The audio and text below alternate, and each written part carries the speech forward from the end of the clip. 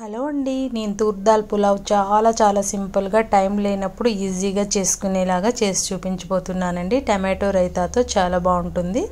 ఎలా చేయాలో చూద్దాము. ఒక బౌల్ తీసుకొని 1.5 గ్లాస్ రైస్ తీసుకున్నట్లయితే 1/2 గ్లాస్ కందిపప్పు తీసుకోవాలి. కందిపప్పు రైస్ 2-3 సార్లు వాష్ చేసుకొని 1:2 రేషియో వాటర్ని పోసి పావు గంట సోక్ చేసుకోవాలి. ఆ తర్వాత ప్యాన్ తీసుకొని తగినంత ఆయిల్ వేసుకొని 1 స్పూన్ జీలకర్ర వేసుకొని 2 యాలకులు 2 లవంగాలు 1/2 ఇంచు చెక్క బిర్యానీ ఆకు కూడా వేసుకొని ఒకసారి ఫ్రై చేసుకుందాము.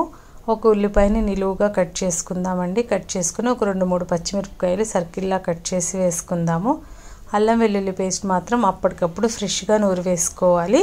ప్రిజర్వేటివ్ మాత్రం వేయొద్దు. కాస్త పసుపు వేసుకొని తగినంత ఉప్పు వేసుకొని ఉల్లిపాయలు గోల్డెన్ బ్రౌన్ వచ్చే వరకు ఫ్రై చేసి కాస్త కొత్తిమీర చల్లుకోవాలి.